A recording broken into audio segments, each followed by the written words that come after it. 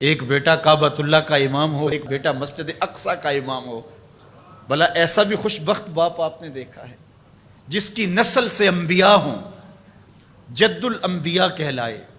اللہ تعالیٰ جل شانہ حضرت ابراہیم علیہ السلام کو ان عزتوں سے مالا مال کیا جو انہی کا مقصود ہے۔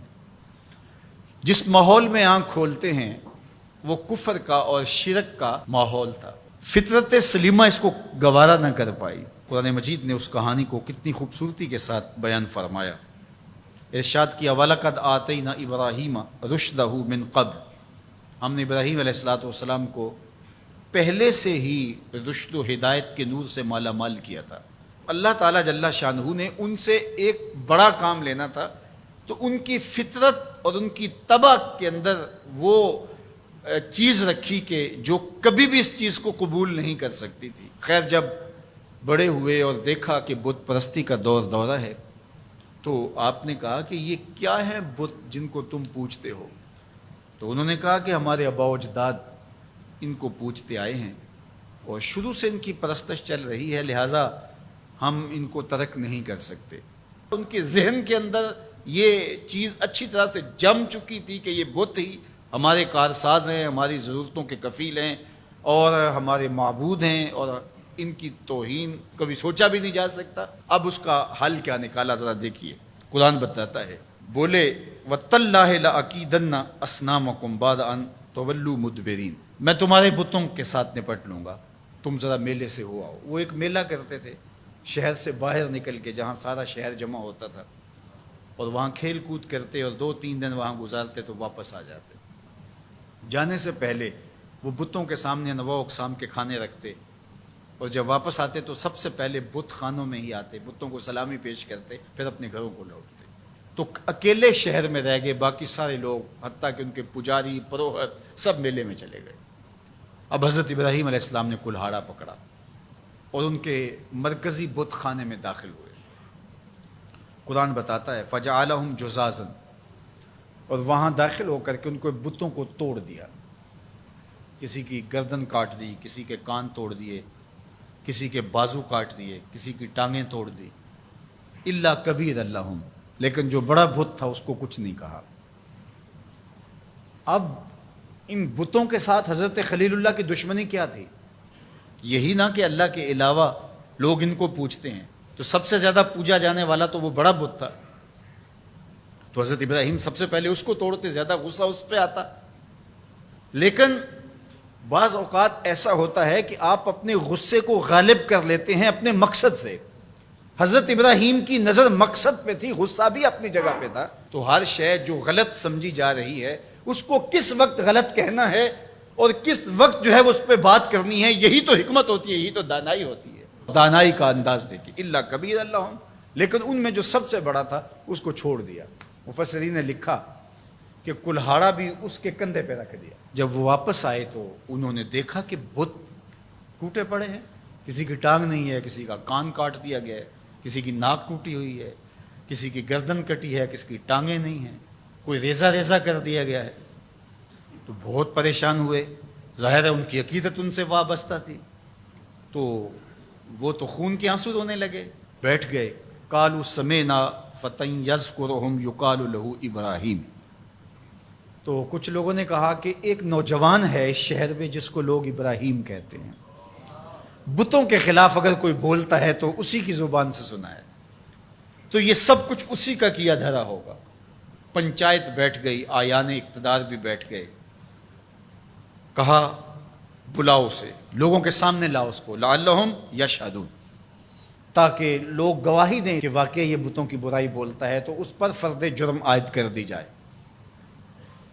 اب حضرت ابراہیم کو پیغام جاتا ہے کہ تمہیں پنچایت میں بلایا جا رہا ہے، پورے شہر میں ایک ہی اللہ کا پرستار ہے۔ ابراہیم علیہ السلام اب آتے ہی ہیں تو ان کو دیکھتے ہی وہ جھٹ بول پڑے، اَأَنْتَ فَعَلْتَ هَذَا بِآلِهَتِنَا یا ابراہیم، اے ابراہیم ہمارے ان خداؤں کے ساتھ یہ سلوک تم نے کیا ہے؟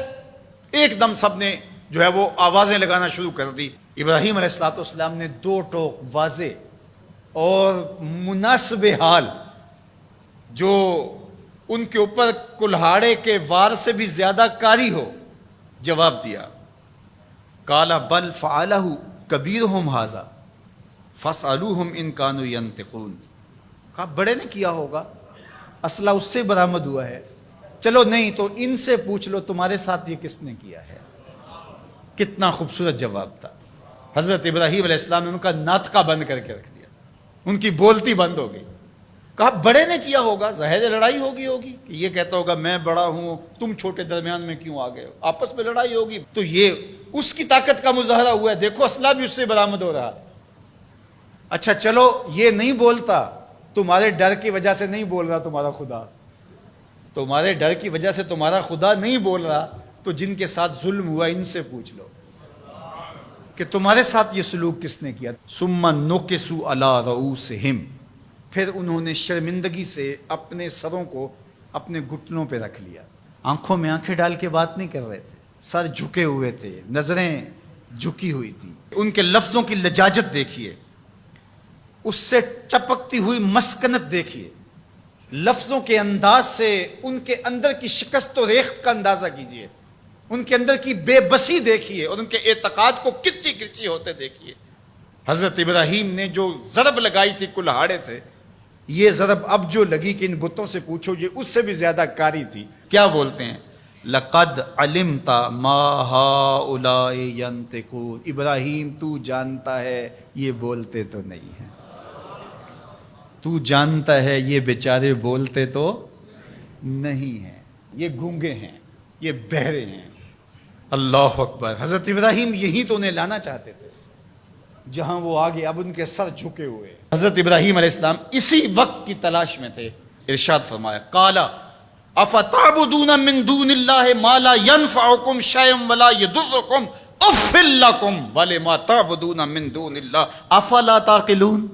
بتوں کی بے بسی پر اب جو کلہاڑے برس رہے ہیں، فکر کے تازیانے برس رہے ہیں، وہ ان کلہاڑوں کے واروں سے زیادہ کاری اور سخت ہیں جس سے پہلے بت توڑے تھے۔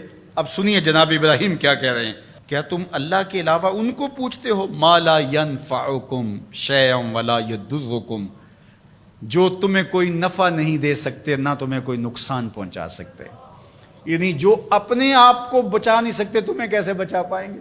آگے کہا اف لکم، ان لفظوں کی کاٹ دیکھیے، ان لفظوں کی اٹھان دیکھیے، اف لکم، افسوس ہے تمہارے اوپر، وَلِمَا تَعْبُدُونَ مِن دُونِ اللَّهِ، اور ان پر افسوس جن کو تم اللہ کے علاوہ پوچھتے ہو۔ افلا تعقلون، تمہارے اندر عقل نہیں ہے؟ ذرا سوچو کہ وہ جو اپنے آپ کو بچا نہ سکے وہ تمہیں کیسے بچا سکیں گے۔ اب سکوت مرگ طاری ہے، کوئی بولتا نہیں ہے۔ جب منطق اور دلیل خاموش ہو جائے تو پھر ایک ہی طریقہ ہوتا ہے، لگا دو پابندیاں، اسے جینے کا حق چھین لو۔ اب یہی ان کے پاس رہ گیا تھا، بولے انہیں جلا دو۔ بہت بڑی چیخا تیار ہو گئی، اب اس کے قریب جانے کی کسی کو ہمت نہیں، دور دور تک آگ کی تپش محسوس ہوتی ہے۔ پھر ایک منجنیق تیار کی گئی اور اس کے ایک پلڑے میں حضرت خلیل اللہ کو بٹھایا گیا۔ تو حضرت ابراہیم علیہ السلام جب آگ کی طرف بڑھ رہے ہیں تو آواز آتی ہے قلنا یا نارو کونی بردم و سلامن علی ابراہیم، اے آگ ابراہیم پر سلامتی کی ٹھنڈی ہو جائے، یعنی اتنی ٹھنڈی بھی نہ ہو جائے کہ میرے خلیل کو سردی لگنے لگ جائے۔ تو ابراہیم علیہ السلام نار نمرود میں چلے جاتے، کہتے 40 دن تک باہر جشن منایا جاتا رہا اور آگ برابر جلتی رہی اور اندر فردوس بری کی ہوائیں چلتی رہی۔ حضرت ابراہیم کے لیے وہ آگ گلزار بن چکی تھی۔ 40 دن کے بعد جب آگ بجھی تو حضرت ابراہیم ان دہکتے ہوئے کوئلوں سے یوں باہر نکل کے آئے جس طرح کوئی نازنین پھولوں پہ چل کے آتا ہے۔ محبت کا کیا خوبصورت اسلوب ہے اس عظیمت کی راہ پہ سفر کرنے والے بندے کے لیے، جو اللہ نے لوگوں کے سامنے ان کا نقشہ رکھا اور لوگوں کو بتایا کہ جو ہماری راہوں کے مسافر ہوتے ہیں وہ کیسے سرخرو ہوتے ہیں۔ جب اللہ کے لیے بندہ تیار ہو جائے عظیمت کی راہ پہ چلنے پہ، پھر معجزے رونما ہوتے ہیں۔